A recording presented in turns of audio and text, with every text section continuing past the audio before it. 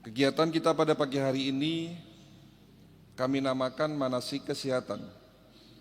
Di mana manasik kesehatan ada dua tujuan. Tujuan pertama adalah memberikan edukasi, pendidikan kesehatan dalam rangka mencegah terhadap penyakit, khususnya penyakit degeneratif, penyakit kronis yang kita kenal sebagai penyakit jantung koroner dan stroke, masih menduduki peringkat pertama sebagai penyebab kematian nomor 1 di dunia. Lalu disusul oleh penyakit nomor 2, penyakit kanker. Dan Badan Kesehatan Dunia WHO menyatakan negara kita, Indonesia, menduduki peringkat ke-6 sebagai penderita penyakit diabetes mellitus. Nah, ini perlu adanya upaya pencegahan. Yang mudah-mudahan kegiatan manasik kesehatan di Masjid An-Nabawi ini menjadi ilmu yang bermanfaat.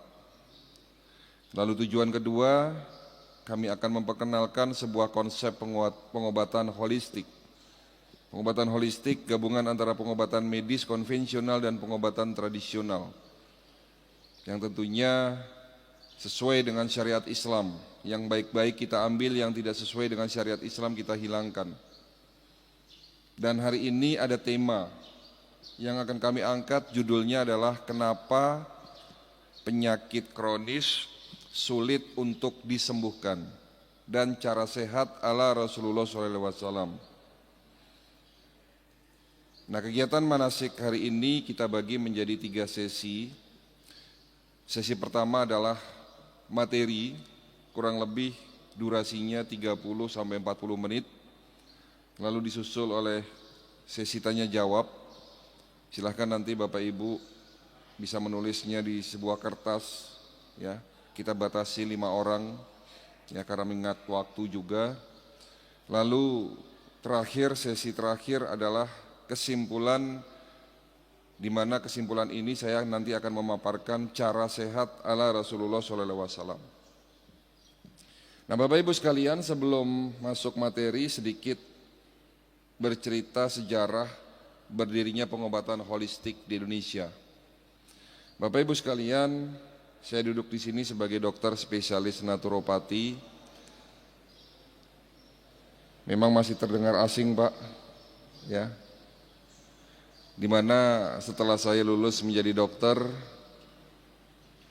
awalnya ingin melanjutkan pendidikan spesialis bedah, tapi niat berubah. Ya, tahun 2004 saya belajar pengobatan tradisional, tepatnya pengobatan tibum nabawi, ya, di Institut Al-Wahidah Malaysia. Kami beberapa dokter, termasuk juga salah satu dokter yang hari ini istiqomah terus mendalami pengobatan holistik tibum nabawi, yang tadi kita juga sudah bincang-bincang dengan pengurus Dr. Jaidul Akbar, ya, pernah datang ke sini, dan itu juga salah satu rekan kami yang sama-sama berjuang ingin menjadikan bahwa pengobatan tibum nabawi, pengobatan ala Rasulullah SAW, pengobatan holistik ini menjadi pengobatan yang sejajar, setara. Bukan hanya menjadi pengobatan alternatif, tetapi menjadi pengobatan utama di Indonesia. Tetapi ini perlu adanya upaya memberikan edukasi, ya, pengetahuan kepada masyarakat agar masyarakat paham. Ya, kita di sini tidak menggantikan ilmu pengobatan medis, tetapi kita gabungkan antara pengobatan medis konvensional ala barat dan pengobatan tradisional ala timur. Ya. Alhamdulillah Allah memberikan kesempatan kepada kami untuk belajar, ya, baik formal maupun informal, pengobatan tradisional secara khusus. Bahkan saya sempat mendalami pengobatan TCM, Traditional Chinese Medicine. Saya berangkat ke Beijing dan kota Ankuo juga dalam rangka mendalami pengobatan tradisional. Nah, sekali lagi bukan berarti kita meninggalkan ilmu pengobatan medis, tetapi justru kami gabungkan antara pengobatan medis konvensional ala barat dan pengobatan tradisional ala timur. Ya. Jadi disitulah cikal bakal, ya di situ cikal bakal munculnya pengobatan holistik di Indonesia. Kegiatan manasik kesehatan ini alhamdulillah sudah kita jalankan lebih dari 5 tahun, Bapak, ya. Di mana mungkin sudah lebih dari 1000 masjid. Alhamdulillah hari ini kaki ini melangkah ke masjid ini tentunya bukan sebuah kebetulan, tetapi semua ini pastinya seizin Allah, ya. Saya senang sekali bisa bertatap muka langsung dengan para jemaah di sini, ya. Yang mudah-mudahan sekali lagi kedatangan kami di sini ada manfaatnya, ya. Nah, Bapak Ibu sekalian, materi yang hari ini kita angkat ini memang menarik. Saya tidak akan membahas materi mengenai penyakit yang lagi viral, ya. Pandemi COVID-19 memang sampai hari ini belum berakhir, Bapak Ibu sekalian. Hampir 1 tahun, ya, Indonesia terkena dampak dari adanya pandemi COVID-19. Ya. Tetapi Bapak Ibu sekalian, saya dapat informasi ternyata hampir 70% dalam tanda kutip kematian yang disebabkan karena virus tersebut selalu ada penyakit penyerta. Dan penyakit penyerta inilah yang pada dasarnya memang menyebabkan daya tahan tubuh seseorang itu menurun. Ya. Dan penyakit penyerta inilah yang sempat terlupakan. Ya, sempat terlupakan selama hampir 1 tahun. Kita selalu mendapatkan informasi kematian di rumah sakit. Selalu yang diekspos adalah karena virus corona. Sementara yang menyebabkan kematian nomor 1 di dunia termasuk di Indonesia adalah penyakit kardiocerebrovaskuler, penyakit jantung, koroner dan stroke, penyakit kanker, penyakit diabetes, penyakit hipertensi, yang justru penyakit inilah yang menyebabkan masalah terbesar dalam dunia kesehatan. Oleh karena itu, bukan bermaksud untuk meremehkan kondisi hari ini, tidak, tetapi saya lebih ingin membahas mengenai penyakit kronis, Pak, dan bagaimana cara mencegahnya. Baik Bapak Ibu sekalian, sebelum saya masuk materi, saya ingin bertanya kepada para jemaah yang hadir di sini. Bapak Ibu sehat?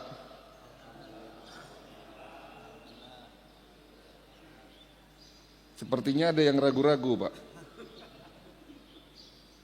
Sehat atau tidak sakit?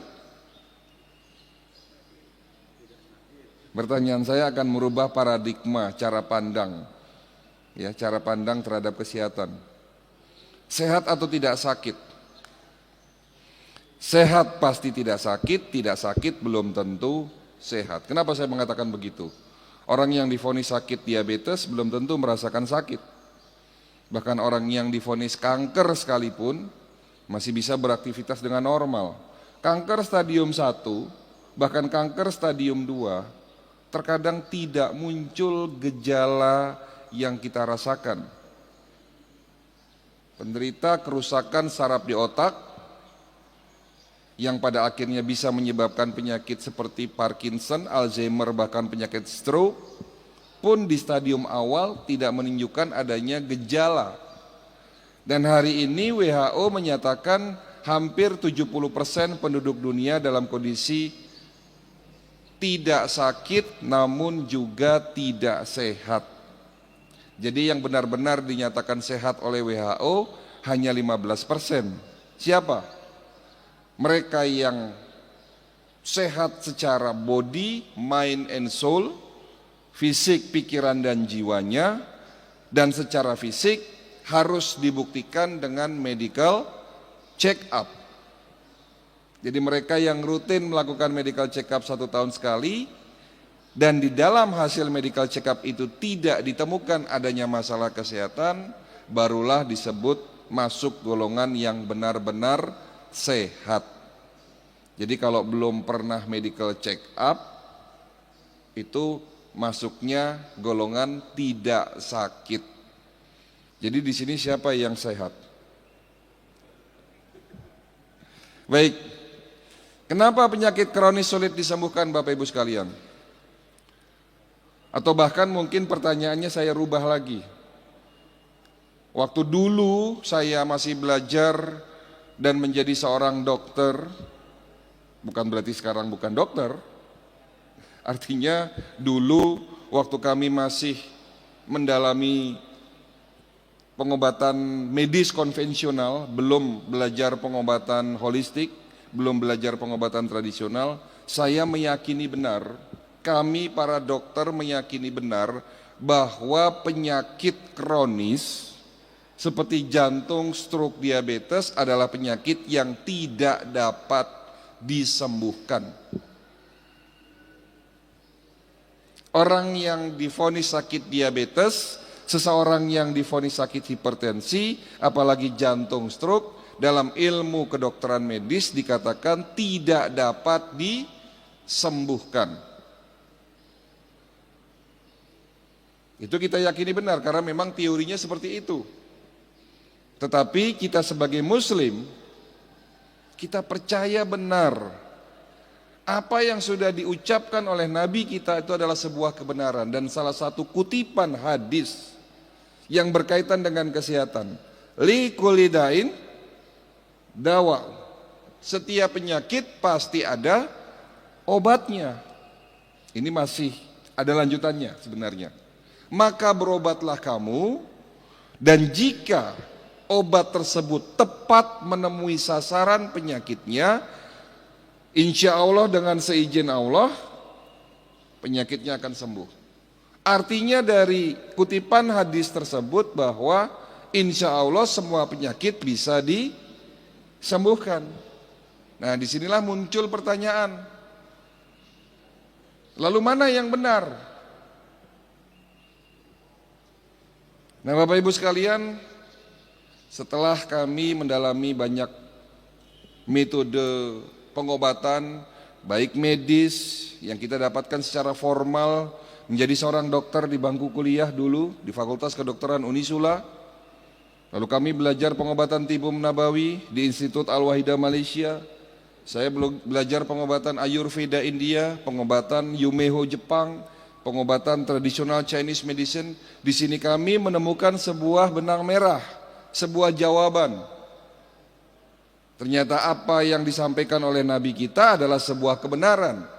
Lalu bagaimana prakteknya? Ternyata, tolong diperhatikan Bapak Ibu sekalian, ini poin dari materi ini, poin dari manasik hari ini. Ternyata Allah menciptakan penyakit berikut dengan penawarnya. Penawar itu bukan hanya ada di sekitar kita, tetapi penawar terhadap penyakit kita ada di dalam diri kita sendiri. Artinya Allah menciptakan tubuh kita ini, dan kita tahu bahwa manusia adalah makhluk yang paling sempurna ciptaan Allah. Di saat kita sakit, secara otomatis tubuh kita akan melakukan perbaikan, mengobati jika ada yang rusak. Itulah konsep dasar dari pengobatan holistik, yang dimaksud adalah self healing. Jadi tubuh kita punya kemampuan untuk mengobati diri kita sendiri. Sekarang saya mau tanya sama Bapak, Pak, penyebab penyakit diabetes apa? Ada yang tahu? Mungkin yang di belakang lebih enak maju Pak, jadi bisa berinteraksi. Yang di luar mungkin masuk dalam ya Pak. Ya, Pak, penyebab penyakit diabetes apa Pak? Kita di sini akan bahas Pak. Ya, mungkin kedatangan saya ke sini tadi sih diminta oleh pengurus, bisa nggak dok kalau sebulan sekali mengisi acara di sini? Ya insya Allah saya tidak menolak, tetapi memang perlu saya sampaikan di sini Pak, kami harus menyelesaikan semua masjid, insya Allah kita akan datangi di Jabodetabek. Masih banyak PR yang harus kita kerjakan, karena 5 tahun ini saja kita baru bisa mendatangi kurang lebih 1000 masjid. Sementara masjid di Jabodetabek itu puluhan ribu ya. Nah, jadi dengan waktu yang ada ini, ya semoga ilmu yang saya berikan ini bisa dapat diterima. Ya, Pak, penyebab penyakit diabetes apa Pak? Gula. Manis-manis. Pertanyaannya, apakah di sini yang suka manis-manis pasti kena diabetes? Siapa di sini yang suka manis-manis tapi tidak kena sakit diabetes? Tapi ada juga orang di luar sana yang tidak suka manis-manis tapi sakit diabetes.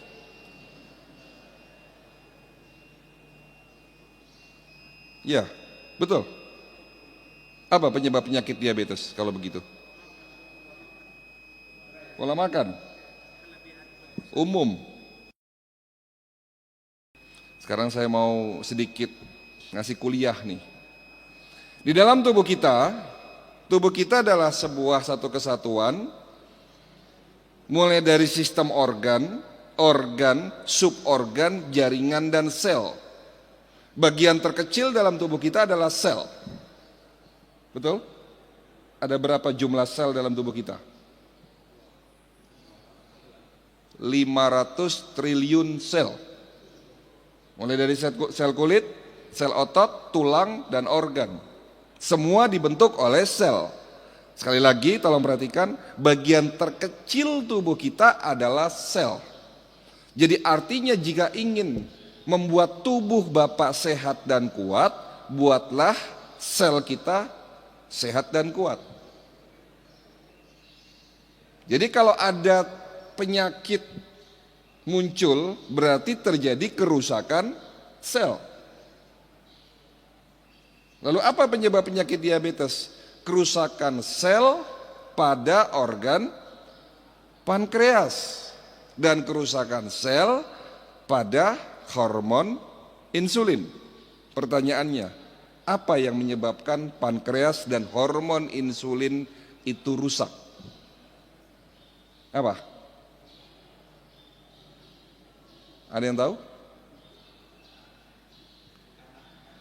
Teori terbaru yang kami pelajari hari ini, ternyata kerusakan sel dalam tubuh kita disebabkan karena adanya radikal bebas. Tolong sekali lagi kata ini dicatat, ini poin penting. Apa itu radikal bebas? Radikal bebas adalah sebuah senyawa molekul dalam tubuh kita yang terbentuk akibat proses oksidasi yang berlebihan. Proses oksidasi ini contohnya kalau di luar sana itu seperti besi berkarat. Apel kalau dipotong berubah warna menjadi hitam kalau dibiarkan terkena udara. Minyak goreng yang tadinya jernih setelah digoreng berkali-kali akan berubah warna menjadi menghitam. Itulah proses oksidasi. Ini terjadi dalam tubuh kita mulai dari kita lahir sampai kita nanti wafat. Dan tidak bisa dihindari. Proses oksidasi tidak bisa dihindari. Oleh karena itu Allah menciptakan penawar terhadap proses oksidasi itu sendiri. Tolong sekali lagi ini perhatikan. Karena adanya proses oksidasi, sehingga Allah menciptakan penawar terhadap proses oksidasi itu sendiri. Namanya anti apa Pak? Antioksidan. Antioksidan ada di mana? Ada di sekitar kita dan ada di dalam diri kita sendiri. Paling banyak ada di mana? Ada di buah-buahan. Kalau Bapak ingin mencegah dan mengobati penyakit jantung koroner, ada antioksidan kuat yang namanya resveratrol, ada di dalam biji anggur. Jadi kalau mau mencegah dan mengobati penyakit jantung dan stroke, silahkan makan anggur yang ada bijinya dikunyah, ditelan, jangan dibuang Pak. Karena di dalam biji anggur mengandung antioksidan yang namanya resveratrol. Kalau Bapak ingin mencegah penyakit prostat, nah ini, kan hari ini banyak bapak-bapak yang usia di atas 60 tahun sudah mulai susah kencing tidak tuntas, itu bisa dipastikan karena sakit prostat. Kalau ingin mencegah penyakit prostat, ada antioksidan kuat yang namanya lycopene, ada dalam biji tomat. Kalau Bapak Ibu ingin mencegah penyakit kanker, ada antioksidan namanya bromelin, ada di dalam bonggol nanas. Bonggol nanasnya dibuang, katanya keras. Sementara itu adalah obat untuk penyakit kanker. Jadi kalau Bapak makan nanas, bagian tengahnya jangan dibuang Pak. Kalau Bapak Ibu ingin mengobati dan mencegah penyakit otak, pikun, Alzheimer, Parkinson, stroke, ya, sering-sering makan antioksidan yang ada di dalam buah alpukat. Allah menciptakan penyakit berikut dengan penawarnya, sementara penawar itu ada dalam sekitar kita, yakni ada di buah-buahan. Tetapi Allah juga menciptakan penawar terhadap oksidasi antioksidan yang namanya glutathione dan superoksid dismutase. Dua jenis antioksidan kuat ini ada di dalam setiap sel dalam tubuh kita, diproduksi oleh tubuh kita untuk menangkal, menetralisir oksidasi itu sendiri. Tetapi karena usia, karena gaya hidup kita yang salah, sehingga antioksidan itu setelah usia di atas 40 tahun, produksi antioksidannya sudah mulai menurun. Ya, tolong diperhatikan, saya ngomongnya agak pelan-pelan ini, supaya bisa dipahami. Setelah usia di atas 40 tahun, antioksidan internal yang diproduksi dalam tubuh kita sudah mulai menurun. Oleh karena itu rata-rata orang sakit diabetes, hipertensi, jantung dan stroke ada di atas usia 40 tahun. Jadi kalau Bapak ingin mencegah penyakit diabetes, perbanyak antioksidan. Cuman masalahnya hari ini kita akan membahas kenapa penyakit kronis sulit disembuhkan. Ada 3 jawaban. Jawaban pertama, karena gaya hidup kita yang salah. Nanti ada korelasinya, ada hubungannya antara gaya hidup yang salah dengan oksidasi. Pertanyaannya, salah menurut siapa Dok? Salah menurut siapa? Ya pastinya salah menurut ilmu kesehatan dan salah menurut apa yang sudah dicontohkan oleh Nabi. Bapak Ibu sekalian, Nabi kita Rasulullah SAW adalah manusia yang sehat. Betul enggak Pak? Sakitnya Nabi konon ceritanya hanya 2 kali. Usia 63 tahun, seumur hidup beliau, sakitnya hanya 2 kali. Pertama di saat beliau diberikan racun di salah satu perang, di saat Nabi sedang beristirahat di salah satu tenda bersama dengan para sahabatnya, didatangi oleh seorang wanita, seorang ibu-ibu dari kaum kafir Quraisy menyamar dan memberikan sepotong daging. Dan ternyata daging tersebut sudah dibubuhi racun. Pada saat Nabi sempat memakannya lalu dimuntahkan kembali karena ada bisikan dari malaikat, muntahkan. Karena ternyata di dalam daging tersebut sudah ada racunnya. Tetapi ada sedikit racun yang sudah telanjur masuk ke dalam tubuh beliau dan pada akhirnya Nabi Muhammad sakit. Lalu sakitnya Nabi yang kedua di saat beliau mau wafat. Pertanyaannya, apa rahasia beliau sehat? Ada satu kisah lagi di zaman Nabi.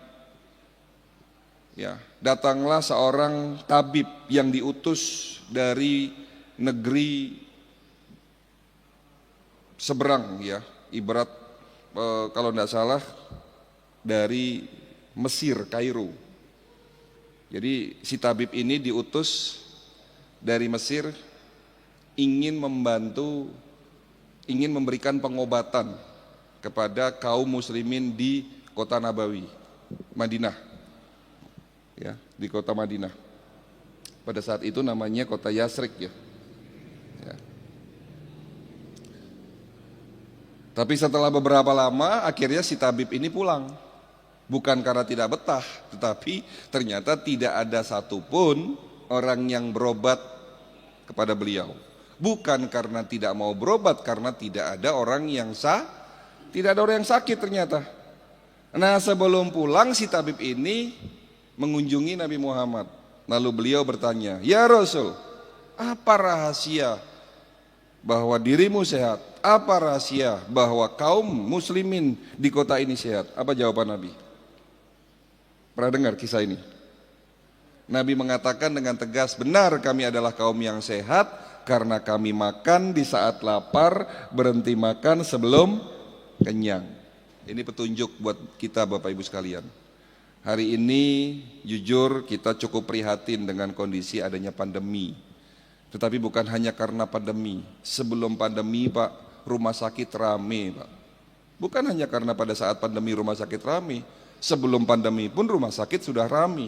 Orang yang sakit kanker di rumah sakit Darmais setiap hari saya lihat itu ratusan Pak. Orang yang sakit jantung di rumah sakit sebelahnya Darmais, rumah sakit Harapan Kita, rame. Kenapa begitu? Kenapa begitu Pak? Karena pola makan masyarakat kita ini sejak 30 tahun yang lalu sudah mulai berubah. Sekarang saya mau tanya, kita buktikan, hari ini kita buktikan bagaimana pola makan kita. Siapa di antara Bapak Ibu, tolong tunjuk tangan. Siapa di antara Bapak Ibu yang di rumahnya tidak punya, saya tanya yang tidak punya, tunjuk tangan, tidak punya stok mie instan? Ada enggak yang enggak punya? Oke, pertanyaan kedua, siapa di antara kita, di antara Bapak Ibu yang di rumahnya punya minimal 3 jenis buah? Pak Ketua DKM punya 3 jenis buah. Yang lain?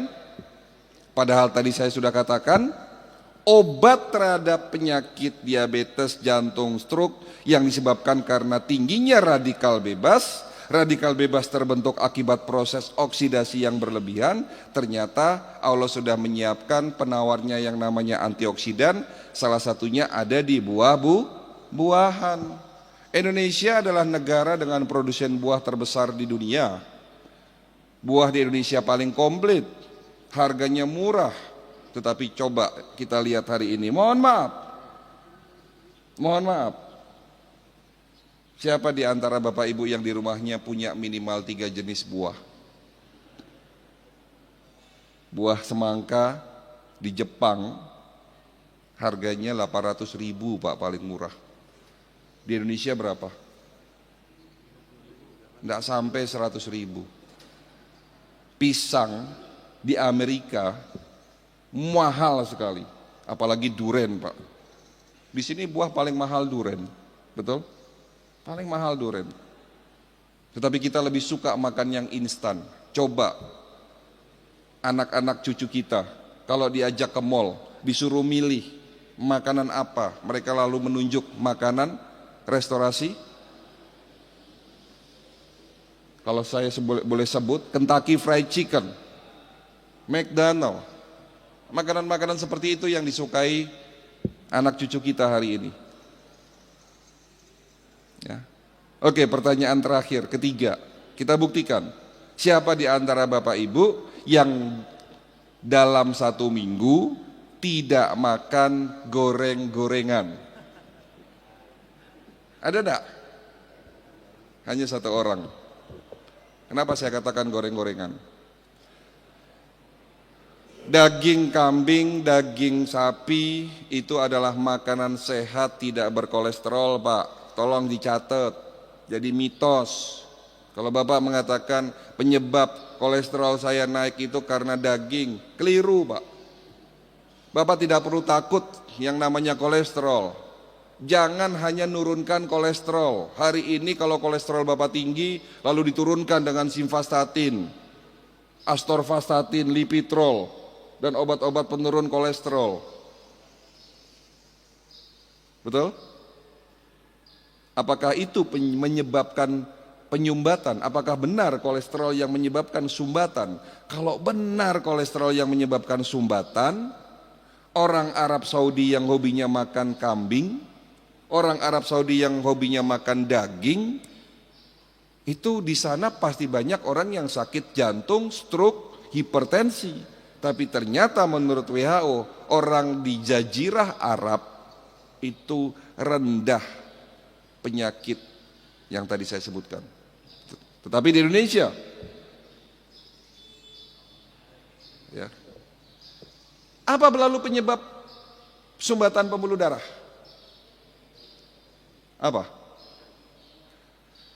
Yang menyebabkan sumbatan pembuluh darah adalah lemak, kolesterol yang teroksidasi, Pak.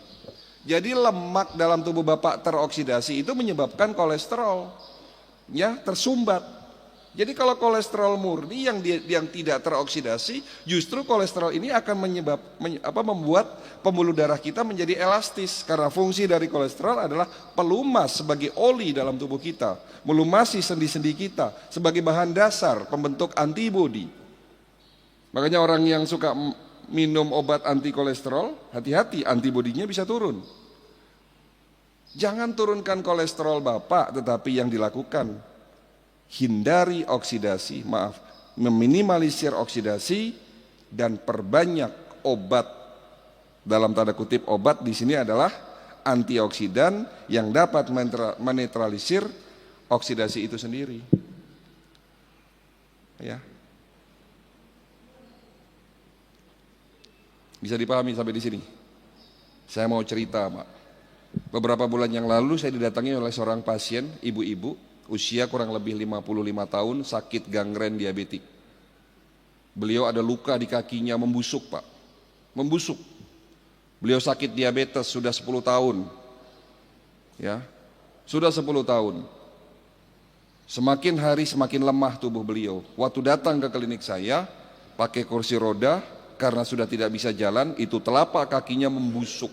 Bahkan jari-jarinya sudah mulai copot satu-satu, Pak.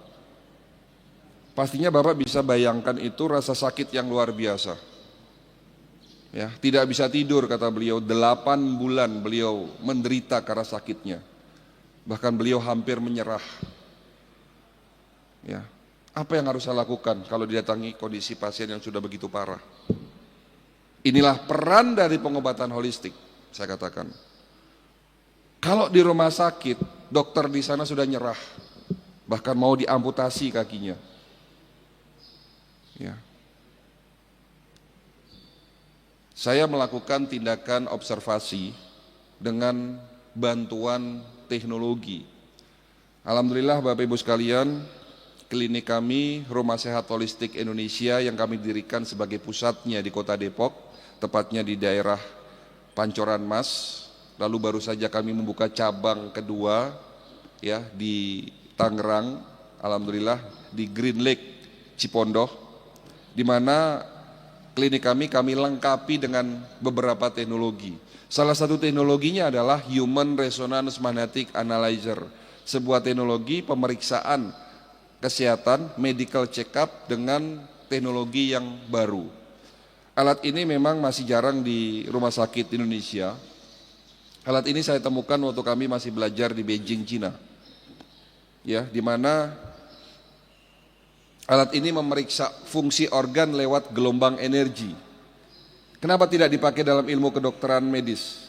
Karena energi tidak dipelajari di dalam ilmu pengobatan medis. Tetapi ada, dan ini ilmiah. Kalau pengobatan tradisional di Indonesia kita sebut sebagai energi prana. Tapi kalau pengobatan Ayurveda India disebut sebagai energi cakra. Pengobatan Cina, tradisional Chinese medicine menyebutnya sebagai energi Qi. Tubuh kita ibarat lampu, bisa menyala, ada dua unsur, fisik dan energi. Dua-duanya harus pas, bohlamnya harus baik, tidak boleh ada yang pecah. kabelnya harus terpasang dengan normal, tetapi belum tentu bisa menyala kalau tidak ada listrik. Tubuh Bapak melemah bisa saja bukan karena fisiknya yang rusak, tetapi energinya yang melemah. Nah, alat ini saya datangkan dari Cina, saya temukan waktu kami masih belajar di Beijing, di mana alat ini dapat mengukur fungsi organ lewat gelombang energi. Itu kalau di print semua, 250 parameter pemeriksaan, 30 lembar Pak, dalam bentuk angka. Nah, ini saya periksa Ibu tadi, salah satunya dengan teknologi tersebut. Kita punya 2 teknologi untuk medical check up holistik, ya. Setelah hasilnya keluar, saya menyimpulkan banyak organ dalam tubuhnya rusak. Jantungnya membengkak, ginjalnya tinggal 40%, pankreasnya rusak, sistem saraf dan peredaran darahnya banyak yang tersumbat, dan ini semua terjadi akibat radikal bebas yang sangat tinggi. Jadi salah satu kelebihan dari alat itu dapat mengukur adanya radikal bebas. Ya. Dan ini semua terjadi akibat gaya hidup beliau yang salah. Apa itu? Akhirnya beliau ngaku, "Dok, benar, sejak muda saya ini suka tidur larut malam." Hati-hati. Jam 11 sampai dengan jam 1 malam, di saat kita tidur pulas, tubuh kita akan melakukan detoksifikasi. Tubuh kita akan melakukan bersih-bersih, terutama organ liver, melakukan bersih-bersih dari apa? Dari radikal bebas. Dengan syarat tidur pulas. Artinya kalau Bapak tidurnya di atas jam 11 malam, tubuh kita tidak punya kemampuan untuk melakukan detoksifikasi, karena syaratnya harus tidur pulas. Pada saat jam 11 malam ke atas, tubuh kita melakukan perbaikan terhadap sel-sel organ yang rusak, atau disebut sebagai regenerasi sel, dengan syarat tidur pulas. Jadi artinya di saat jam 11 malam Bapak belum tidur pulas, di saat itulah degenerasi sel terjadi. Akhirnya kita sakit, imun kita turun. Itu gaya hidup pertama yang beliau akui salah. Gaya hidup kedua yang beliau akui salah, beliau suka makan malam. Banyak penelitian mengatakan orang yang punya kebiasaan makan kurang dari 4 jam sebelum tidur malam. Saya ulangi, orang yang punya kebiasaan makan kurang dari 4 jam sebelum tidur malam, apa yang dimakan akan banyak menjadi sampah ketimbang yang diserap. Sampah yang ada dalam usus besar ini juga berpotensi menjadikan oksidasi berlebihan dan pada akhirnya radikal bebas naik. Dan gaya hidup ketiga yang beliau akui salah, beliau tidak suka minum air putih. Ya. Waktu masih muda dengan gaya hidup yang seperti itu tidak terasa. Tapi di saat usia tua, tubuhnya semakin lemah. Usia 45 tahun beliau divonis sakit diabetes karena tidak tahu konsepnya, karena tidak tahu ilmunya, menganggap bahwa obat yang diminum bisa menyembuhkan penyakit beliau, tetapi dengan tidak merubah gaya hidup beliau yang salah, pada akhirnya bukan sembuh, malah semakin parah. Dari cerita tadi kita bisa buat satu kesimpulan dan bisa kita ambil hikmahnya. Tidak ada satupun penyakit yang bisa sembuh jika Bapak hanya mengandalkan obat. Karena pengobatan yang terbaik adalah di dalam diri kita sendiri, yang kita sebut sebagai konsep dasar holistik, yaitu self healing. Ya. Penyebab sakit diabetes apa Pak? Saya ulang, radikal bebas. Penyebab sakit hipertensi, radikal bebas. Jantung, stroke, bahkan penyakit kanker pun disebabkan karena radikal bebas. Oksidasi yang berlebihan akibat gaya hidup kita yang salah. Itu jawaban pertama. Jadi kalau Bapak Ibu tidak mau merubah gaya hidupnya, ya akan sulit pengobatan. dan bahkan tidak akan bisa sembuh. Orang yang divonis sakit diabetes yang katanya tidak sembuh, tetapi alhamdulillah setelah saya memberikan edukasi, dia mau merubah gaya hidup yang salah, lalu mau minum obat herbal dengan dosis yang baik, ya, dengan nutrisi yang tepat, 4 bulan alhamdulillah sembuh dari penyakit diabetes tanpa minum obat. Jadi kalau Bapak mengatakan, dok, gula darah saya normal tapi masih minum metformin, masih minum glibenclamid, ya itu tidak sembuh namanya. Itu sembuhnya semu. Dok, tensi saya normal tapi masih minum amlodipin, ya tidak sembuh. Baik, kita lanjutkan. Kenapa penyakit kronis sulit disembuhkan? Jawaban kedua, karena pengobatan yang keliru. Semakin menarik, tolong perhatikan. Pengobatan yang keliru. Nah, untuk menjelaskan poin 2 ini saya ingin bercerita 3 kasus. Kasus pertama, datang ibu-ibu usia 58 tahun.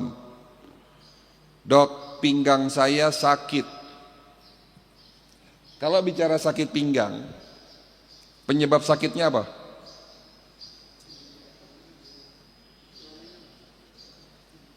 Penyakitnya apa Pak kalau sakit pinggang? Saraf kejepit, gangguan ginjal. Pasti 2 organ ini yang menjadi pemikiran utama kita. Sebagai seorang dokter pun langsung berpikir, oh kemungkinan saraf kejepit, oh kemungkinan ada gangguan ginjal. Beliau datang ke dokter spesialis saraf, diperiksa, dilakukan pemeriksaan foto ronsen tulang belakang, tapi ternyata setelah diperiksa tidak ditemukan ada penyakit saraf kejepit. Pindah lagi ke dokter ahli ginjal, diperiksa ginjalnya dengan USG, ternyata tidak ditemukan adanya gangguan ginjal.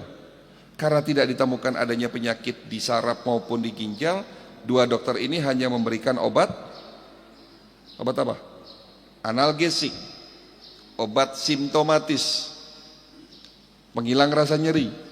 5 bulan minum obat analgesik pastinya bosan Pak, betul? Nah, dilalah kok ya datang ke klinik. Dok, saya tolong dikasih obat. Lah gimana saya mau kasih obat kalau saya tidak tahu penyebab sakitnya apa? Lalu apa yang harus dilakukan? Pemeriksaan holistik. Apa itu pemeriksaan holistik? Pemeriksaan menyeluruh dari ujung kepala sampai ujung kaki, tidak ada yang terlewat. Kita punya teknologi. Kalau tadi saya cerita di awal adalah teknologi yang namanya Human Resonance Magnetic Analyzer. Kita punya teknologi yang kedua, ya, namanya CT scan MRI. Pernah dengar Pak? MRI? Teknologi MRI pernah tahu? Yang kalau di rumah sakit itu ada alat besar masuk lorong. Nah kita punya alat itu alhamdulillah. Tetapi teknologinya berbeda. Ini teknologi baru, namanya 3D NLS Bioscanner. Alat scanning lewat gelombang NLS otak. Penemunya orang Rusia Pak. Saya datangkan dari Eropa. Alat ini dulu sampai sekarang ya, sejak 20 tahun yang lalu di Rusia dipakai untuk pemeriksaan para astronot di sana. Alat ini sangat detail sekali pemeriksaannya, akurasinya 97%, dapat memeriksa sel-sel organ dalam tubuh Bapak, kalau di print semuanya dalam bentuk foto organ 3 dimensi full color Pak. Alatnya enggak besar, besarnya hanya sebesar meja ini. Cara pemeriksaannya pun sangat cepat, ya, sangat simple. Hanya cukup tiduran di sebelah alat, nanti ada alat yang kita pasangkan ke kepala, dalam waktu hanya 15 menit seluruh organ dalam tubuh Bapak akan terlihat di situ. Alat ini memang masih jarang di Indonesia. Ya, ada beberapa rumah sakit yang memiliki, Rumah Sakit Gatot Subroto mereka punya, Rumah Sakit Holistik Internasional Purwakarta mereka punya, ya, dan beberapa rumah sakit di Indonesia itu pun masih bisa dibilang dengan sangat sedikit ya. Tetapi alhamdulillah walaupun kita bukan rumah sakit tapi kita sebuah klinik, ya, kliniknya pun masih kecil, tapi Allah memberikan kesempatan saya untuk memiliki alat tersebut. Alat itu saya datangkan ke Indonesia sejak 4 tahun yang lalu. Saya pakai untuk pemeriksaan semua pasien-pasien kami, termasuk ibu tadi yang katanya sakit pinggang. Setelah hasilnya keluar, mulai dari isi otak, jantung, paru, ginjal kelihatan semua Pak. Dan ternyata penyebab sakitnya ada di rahim. Ada penyakit namanya PID. Infeksi yang ada di rahim menyebar ke tulang panggul. Setelah tahu penyebabnya itu ya baru kita obati. Dan Bapak Ibu tahu salah satu obat, salah satu herbal yang saya berikan kandungannya adalah daun sirsat, kayu manis, kunyit putih, temu mangga. Loh kok sederhana sekali? Tadi saya sudah katakan di awal, Rasulullah sudah katakan, jika sakit maka berobatlah kamu, jika obatnya tepat menemui sasaran penyakitnya, dengan seizin Allah sembuh. 3 bulan beliau minum obat, akhirnya sembuh. Tetapi ya tentunya diberikan edukasi dulu supaya mungkin gaya hidup beliau yang kurang bagus itu dirubah. Datang lagi bapak-bapak umur kurang lebih 65 tahun. Dok, dok, perut saya sering mual, sering kembung, ada nyeri di ulu hati. Kira-kira sakit apa Pak? Mual, kembung, nyeri ulu hati, kira-kira sakit apa? Sakit mah. Kalau Bapak sakit mah minum obat apa? Proma. 3 bulan minum Proma, Polisilen, Milanta. Ke rumah sakit pun, ke puskesmas, dokter mendiagnosisnya GERD, dyspepsia. Jangan teruskan kalau sudah lama minum obat tidak sembuh-sembuh Pak. Apalagi sudah 3 bulan. Ya, ini pasti salah diagnosis. Dan ternyata benar setelah kami melakukan pemeriksaan holistik. Ya, dengan alat pertama, lanjut alat kedua, semuanya terlihat di situ. Ternyata penyebabnya bukan sakit mah, tapi sakit batu empedu. Kalau sakit batu empedu sembuh tidak pakai Proma? Tidak sembuh. Mau tahu obat penyakit batu empedu? Mau tahu Pak? Cuka apel. Siapa yang ngajarin? Rasulullah. Rasulullah paling suka makan cuka buah-buahan. Dalam hal ini untuk menetralisir lemak yang ada di liver yang menyebabkan terjadinya kolelitiasis atau batu empedu, makan buah apel. Kalau perlu cuka apel. Bahkan di Eropa ada pepatah one day one apple. Sudahkah makan apel hari ini? Sudahkah makan apel 3 hari yang lalu? 1 minggu ini? Tapi kalau makan mie instan?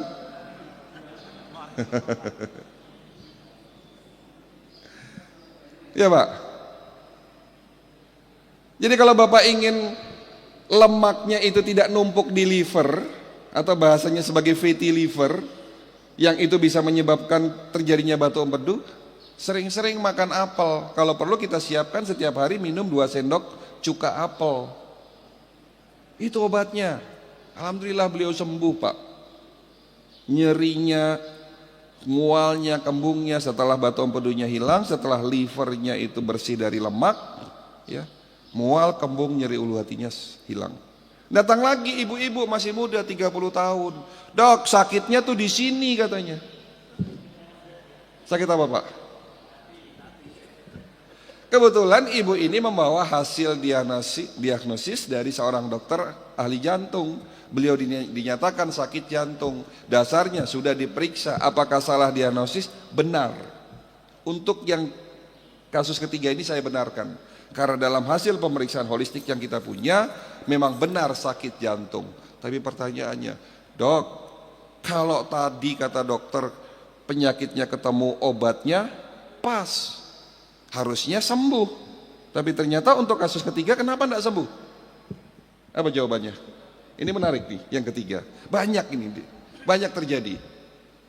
Sakit jantung, sudah benar diagnosis jantung, tapi diobati tidak sembuh-sembuh. Kenapa? Karena ternyata penyebab sakit jantungnya ada penyakit penyerta. Ada penyebab di tempat yang lain yang menyebabkan sakit jantung. Dan penyebab sakit jantungnya ada di usus besar. Penyakit di usus besar inilah yang belum ketemu dan belum diobati. Makanya butuh pemeriksaan holistik. Kenapa? Karena gejala penyakit, tolong dicatat, tolong diingat. gejala penyakit belum tentu penyebabnya di tempat yang sakit.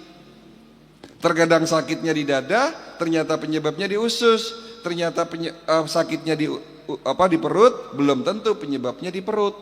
Contoh lagi, Bapak Ibu pasti tahu penyakit asam urat, betul? Katanya banyak di sini sudah minum piroxicam, allopurinol, dexamethasone tidak sembuh-sembuh. Kenapa? Kalau minum nyerinya hilang, tapi tidak minum muncul lagi, betul? Pertanyaannya, apa penyebab penyakit asam urat? Ada yang tahu enggak? Bapak Ibu pernah nonton Sejadah enggak, Pak? Sejadah pernah nonton? Sejadah tahu? Sehat jadi ibadah. Ternyata saya enggak populer di sini ya, Pak. Itu acara di SCTV setiap hari dari Senin ketemu Senin, Pak, dari jam 6 pagi sampai dengan jam 7 pagi. Siapa pembicaranya? Saya, kawan saya Ustadz Solmed dan Cing Abdel. Saya menjadi narasumber di acara Sejadah. Di situ kami membahas banyak tentang kesehatan, mulai dari asam urat, jantung, stroke, dengan tentunya dari sisi kedokteran holistik. Memang acara itu lagi off hari ini karena adanya pandemi. Tapi insya Allah besok setelah pandemi selesai kita bisa buat acara itu lagi. Kalau Bapak ingin melihat acara tersebut, klik YouTube, klik Sejadah SCTV. Di situ banyak materi yang saya angkat termasuk asam urat. Di situ ada jawabannya. Apa penyebab penyakit asam urat? Ada yang tahu enggak, Pak?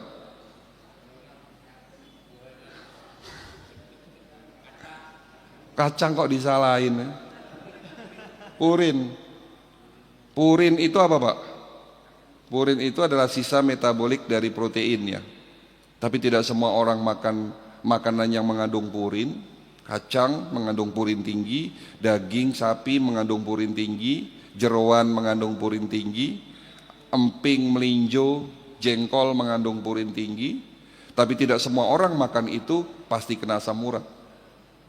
Lalu apa penyebab penyakit asam urat? Penyebab penyakit asam urat adalah gangguan fungsi organ ginjal. Sakitnya di sendi, penyebabnya di ginjal. Jadi yang harus diobati apa? Ginjalnya, Pak. Diperiksa secara holistik, apa penyebab gangguan ginjal? Bahkan gigi berlubang bisa menyebabkan kebocoran ginjal. Itulah holistik. Pengobatan dari hulu ke hilir. Boleh enggak kalau orang sakit asam urat, kata banyak dokter di luar sana, jangan makan emping, jangan makan daun singkong, jangan makan daun ijo-ijoan. Ini seperti makan buah simalakama. Dimakan bapak mati, tidak dimakan ibu mati. Sementara kita butuh serat, kita butuh sayur-sayuran, tapi bapak dilarang untuk tidak makan, tidak boleh makan sayur-sayuran, karena nanti asam uratnya naik. Bukan begitu caranya pengobatan. Obati ginjalnya. Setelah ginjalnya sembuh, insya Allah asam uratnya sembuh, bapak boleh makan sayur lagi. Nah, kalau kita dilarang makan sayur, lalu gimana serat kita? Oke lah, bapak tidak akan naik asam uratnya, tetapi unsur-unsur yang dibutuhkan, yang terkandung di dalam sayur itu tidak bapak dapatkan. Ya. Jadi pengobatan yang keliru yang dimaksud sudah paham ya?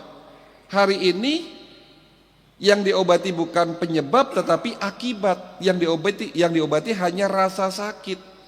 Tolong perhatikan, apa yang Bapak Ibu rasakan seperti pusing, migrain, vertigo, sesek, nyeri dada, kembung, mual, kesemutan, pegel-pegel, tolong catat, itu bukan penyakit, Pak.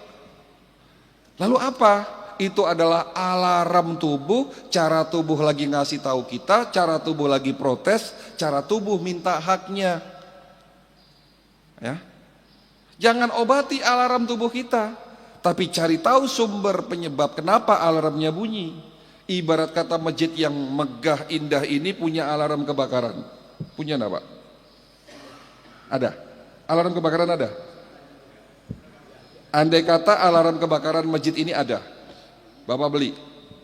Untuk fasilitas di mana kalau ada konsleting listrik, ada api, ya sekecil apapun alarmnya bunyi, betul? Apa yang Bapak lakukan sebagai pengurus masjid? Suatu saat alarm kebakaran masjid ini berbunyi, apa yang Bapak lakukan? Suatu saat alarm kebakarannya bunyi, berarti ada api. Nah, fungsi alarm kebakarannya kalau ada api akan berbunyi, betul, memberitahu kita. Apa yang Bapak lakukan suatu saat alarm kebakarannya bunyi? Ya datang dulu ke masjid, dicari sumber apinya di mana, begitu? Setelah ketemu ya dipadamkan. Kalau masih kecil ya mudah, padamkan, selesai. Tidak perlu panggil pemadam kebakaran. Kalau ternyata kebakarnya akibat konsleting listrik, ya jangan disiram pakai api, malah konslet nanti. Dipadamkan dulu, dimatikan dulu si keringnya, kan begitu. Tetapi yang dilakukan oleh beliau bukan mencari sumber apinya di mana, tetapi kabel alarmnya diputus. Pastinya tidak berbunyi lagi, tetapi beliau tidak melakukan apa-apa setelah itu. Tidak dicari sumber apinya di mana. Apa yang terjadi? Masjid ini kebakaran habis tanpa kita sadari, apinya sudah besar, baru terlihat dari luar. Oh, ada kebakaran di masjid, apinya sudah besar. Susah dipadamkan? Susah dipadamkan. Itu jawaban ketiga. Kenapa penyakit kronis sulit diobati, sulit disembuhkan? Karena ketahuannya sudah terlanjur parah. Kenapa sudah terlanjur parah? Seringnya mematikan alarm tubuh kita dengan obat-obat analgesik, dengan obat-obat kimia. Coba cek rumah sakit Darmais, rata-rata orang yang berobat kanker di sana sudah stadium 3. Coba cek rumah sakit Harapan Kita, rata-rata orang yang berobat jantung di sana sudah harus pasang ring. Artinya penyumbatannya sudah di atas 70%. Oke. Bisa dipahami sampai di sini? Inilah tadi jawaban kenapa penyakit kronis sulit disembuhkan. Ada 3, gaya hidup yang salah, pengobatan yang keliru, dan ketahuannya sudah terlanjur parah. Materi selesai.